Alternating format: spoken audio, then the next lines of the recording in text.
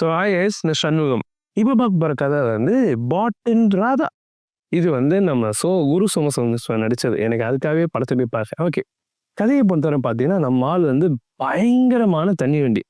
காலையில் குடிக்க ஆரம்பிச்சாருன்னா 10 நிமிஷம் குடிச்சு அங்கே கன்சல்ட் இது டைம் சோட்ட மிஸ்திரி ஆயிப்பாப்ல. சரிங்களா? ஸோ அங்கேயும் பிரச்சனை ஒரு வீட்டுக்கு வந்து ஒரு பேக்ரவுண்ட் ஸ்டோரியான்னு பார்த்தீங்கன்னா ஒரு காதலிச்சு கல்யாணம் பண்ண ஒரு ஒய்ஃபு, அவங்களுக்கு 2 பசங்க இருப்பாங்க. பையன் பொண்ணு அக்கா தம்பின்னு சொல்லிட்டு ஒரு நல்ல ஃபேமிலி.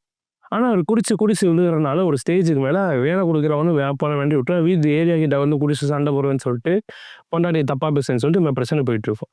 ஸோ இதுதான் கூத்துன்னு சொல்லிட்டு இதுக்கு மேலே அவனை வச்சுட்டு இருக்கோம்னு ஏரியா கரையிலும் போலீஸை பிடிச்சி கொடுத்துருவாங்க. போலீஸ் ஸ்டேஷன் போய் அங்கே சீஸ் பண்ணி வச்சிருக்க சரக்கை எடுத்து குடிச்சு அங்கேயும் பிரச்சனை பண்ணி விட்டுருவாப்புல. அடுத்த நாள் பொண்டாட்டியை கூப்பிட்டு அசிங்கப்படுத்தி விட்டுருவாரு ஒரு மாதிரி. அடுத்த என்ன பிரச்சனைனா உனைய வச்சு தான் வேலை இவனை வச்சு மனமாட்டை அப்படிங்கும்போது ரொம்ப அசிங்கப்படுறது நொந்து போயிடுவான். ஸோ அப்போ என்னடா பண்ணுறேன்னு சொல்லும்போது டிஎடிக்ஷன் சென்டரில் போய் சேர்த்து விட்டுருவோன்னு சொல்லிட்டு நைட்டு அவங்க வந்து தலை ஒரு வீடு கட்ட வேண்டியது இருக்கு, 7,000 ஸ்கொயர் ஃபீட் வரீங்களா அப்படின்னு சொன்னோடனே 7,000 ஸ்கொயர் ஃபீட்டா இருந்தா வரேன்னு சொல்லிட்டு ஒருத்தர் மேஸ்திரி வேலை வந்துருப்பாங்க 8 அவனை கூப்பிட்டு 7,000 ஸ்கொயர் ஃபீட்னு எவ்வளோ தெரியுமா? 7 lakh பூரா டைஸ் ஓட்ட போகிறேன் கற்றுக்கடா வந்து வேலைக்கு எதாவது சேர்ந்துக்கிறாம கலாச்சிட்டு போய் உள்ளே போனால் வண்டி அடிச்சு உள்ள தெரிய விட்டுருவாங்க டிஎடிக்ஷன் சென்டருக்குள்ளே. அங்கே போனால் நிறைய பேர் இருப்பாங்க. என்னையவே பைத்தியக்காரனாக இருந்துச்சுல நீ அப்படிங்கிற மாதிரி ஒரு கேரக்டர் போனால் அவர் பண்ணியிருப்பாரு. எனக்கு ரொம்ப பிடிச்சது அந்த கேரக்டர்.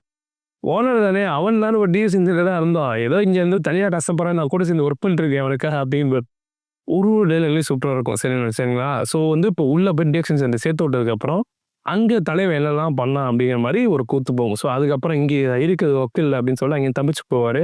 இவர் தப்பிச்சு போன நேரம் பார்த்து அங்கே என்னென்ன இம்பாக்ட் ஆச்சு, ஸோ அதுக்கப்புறம் இங்கே என்ன ஆச்சு, அவர் தேடி ஃபேமிலிக்கு வரும்போது அதுக்கப்புறம் அந்த இம்பாக்ட் எப்படி இருந்துச்சு, கடைசியில் அவர் மாறினாரா இல்லையா, பிடிபடத்தை விட்டாரா அப்படி இல்லையா அப்படிங்கிற மாதிரி நீதி கதை போகும். செம்ம சூப்பராக இருக்கும். அது ரொம்ப என்கேஜிங்காக இருந்துச்சு.